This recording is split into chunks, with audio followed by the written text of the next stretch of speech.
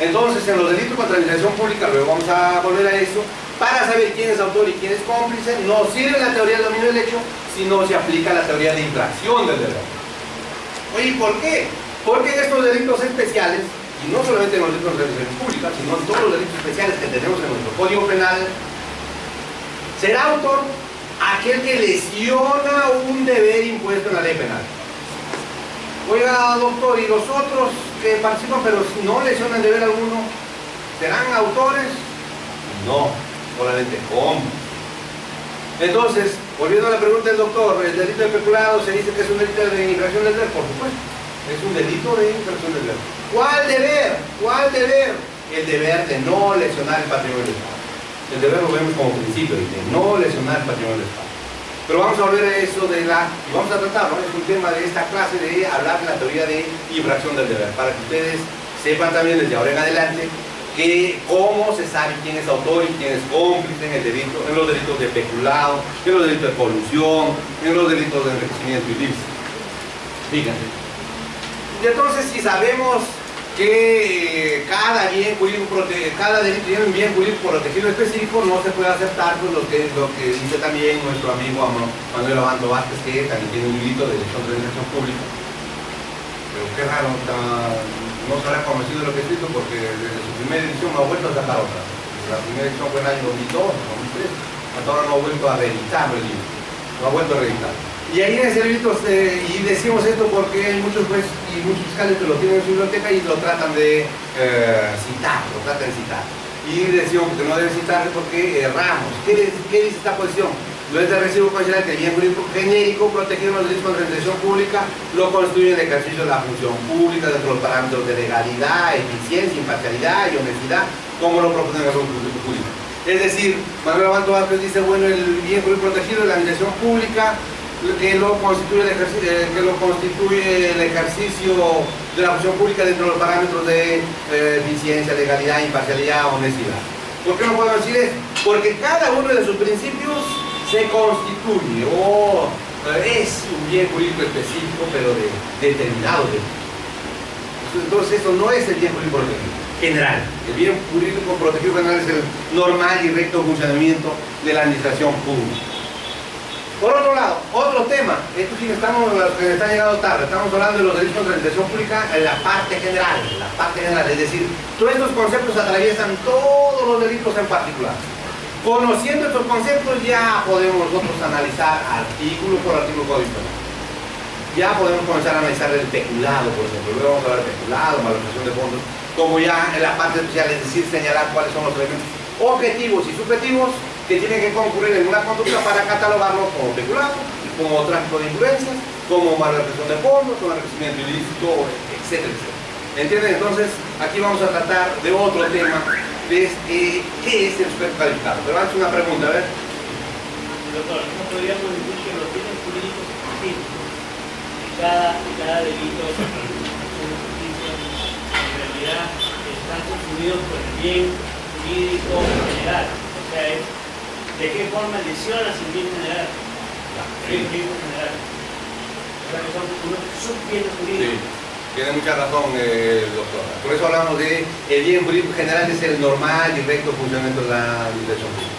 Y el bien jurídico específico es, como lo dice el doctor, bien claro, cómo lo lesionamos, de qué forma, qué principio, qué subprincipio lesionamos para lesionar o poner en peligro el general, el normal y recto funcionamiento de la administración pública. Por ejemplo, el delito de peculado, volvemos a repetir, ¿cuál es el bien jurídico protegido?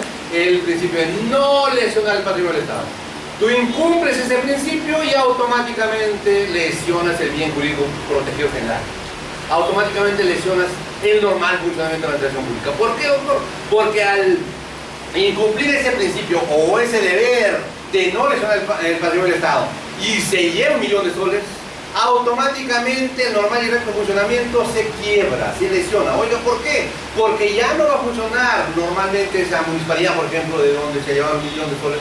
Oye, ¿por qué no? Porque al faltar el 1 millón de soles ya no se va a realizar la obra pública, ya no se va a dar los servicios al usuario. Por supuesto, oye, ¿por qué? Porque falta el 1 millón de soles, o falta los 100.000 soles.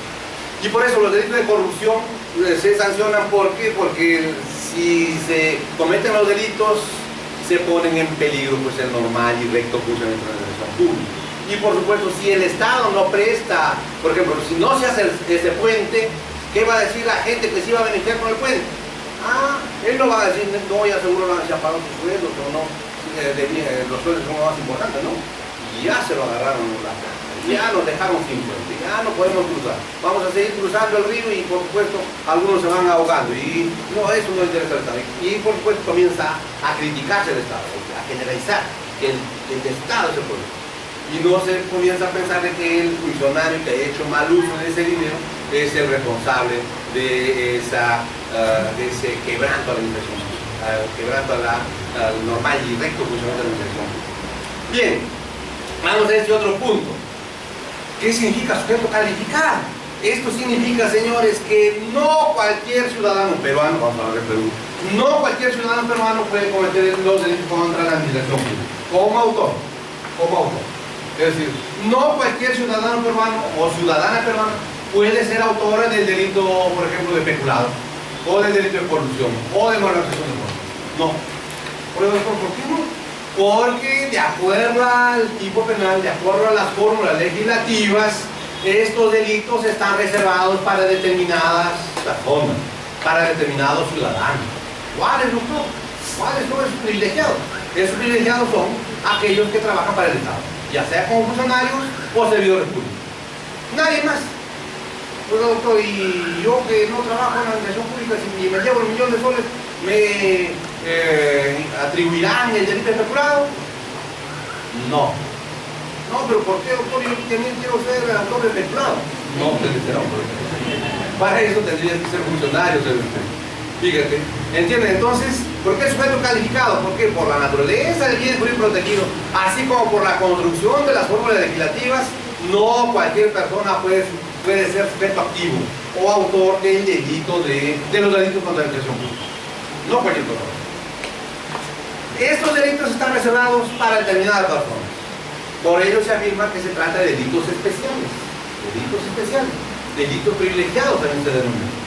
¿Por qué? Porque solamente pueden ser autores, vuelvo a repetir, autores, solo funcionarios o servidores públicos. Nadie más. Oye, doctor, ¿y aquel que se lleva 1.000.000 de soles que no es funcionario o servidor público, qué delito cometerá? ¿O quedará impune?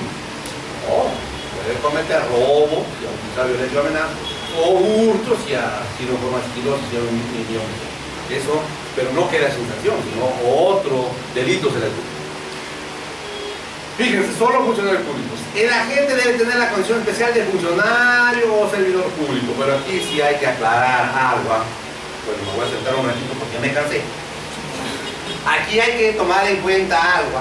Oiga, doctor, para saber quién es funcionario o servidor público en el área penal, tendremos que tomar los parámetros de la ley laboral o de la ley administrativa, porque ustedes ahí saben, ¿no?, que en la ley laboral y en la ley administrativa también se habla de funcionarios y servidores públicos. ¿Pero con qué finalidad? Con la finalidad pues de saber quién se le tiene que pagar o desde cuándo se le tiene que liquidar, por ejemplo, sus beneficios sociales. Fíjense. Pero aquí en el derecho penal no se toman en cuenta los parámetros de la ley administrativa o la ley laboral. Hay que tener mucho cuidado.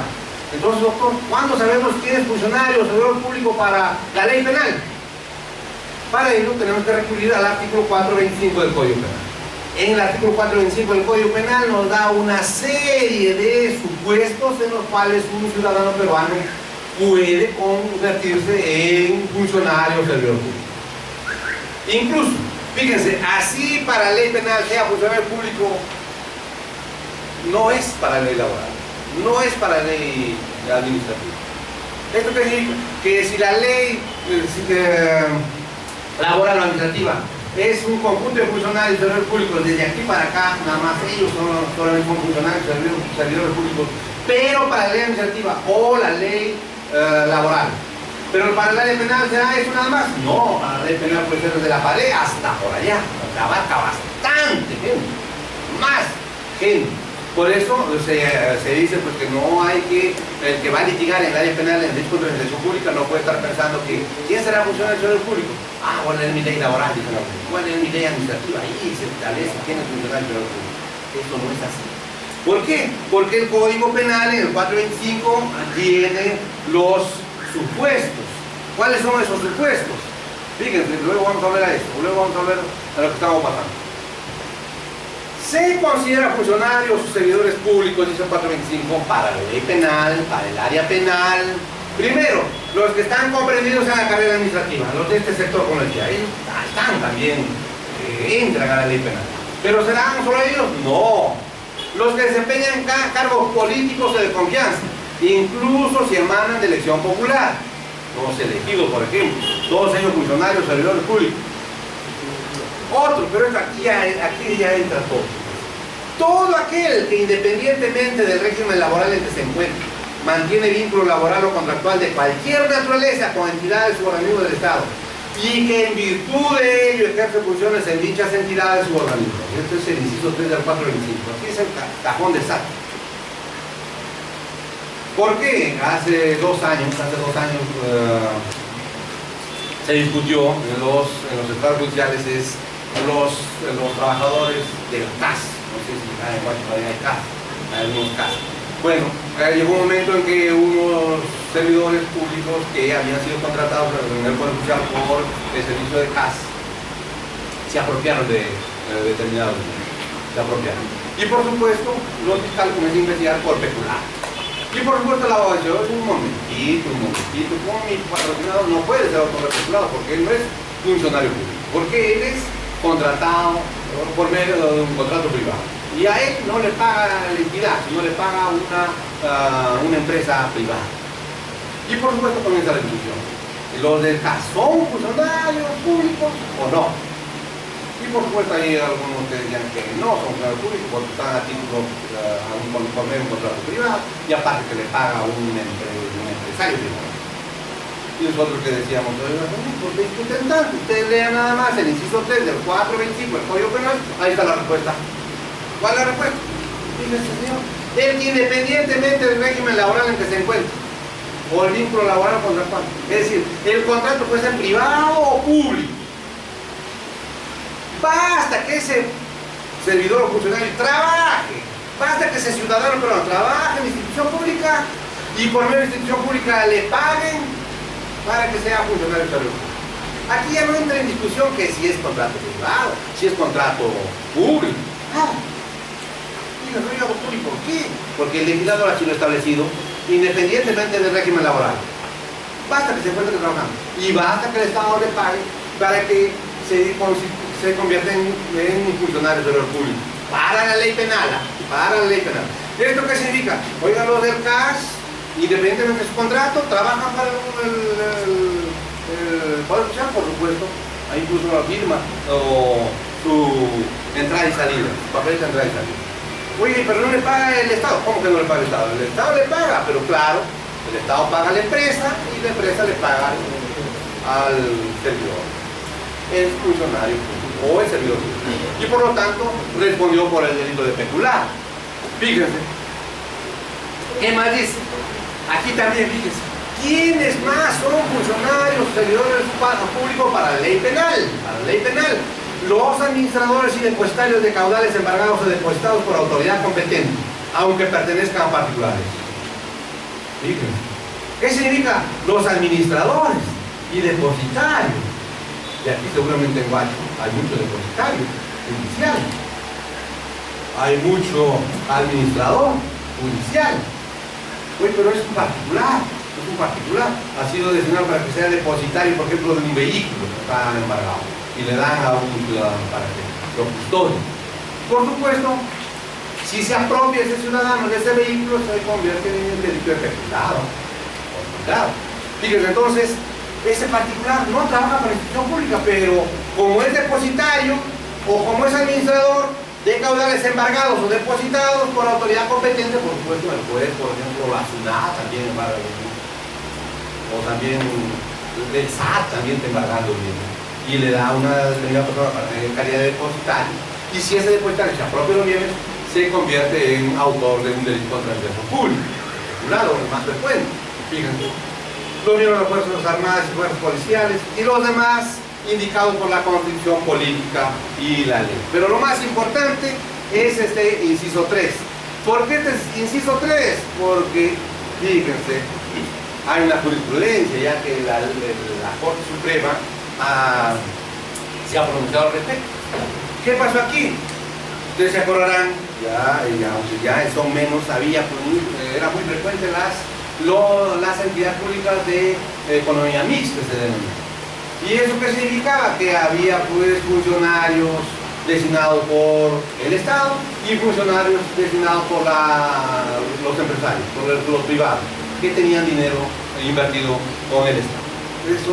Eran instituciones de economía mixta. Y por supuesto llega un momento, y esto fue en Loreto, llega un momento en que estos funcionarios elegidos o designados por el empresario se apropian del dinero, del dinero de la empresa. Y por supuesto la Fiscalía comienza a investigar por templado. Y como eran funcionarios que tenían mucha plata, encontraron sus abogados en Lima y los abogados en Lima vuelven a decir, un momentito, señores, ¿qué está pasando aquí? Mi patrocinado no puede ser autor del peculado, del delito de peculado. Oye, ¿por qué? Porque a mi patrocinado no le cabe el Estado. Y porque mi patrocinado tiene un contrato privado. Y porque mi patrocinado le designó la institución privada.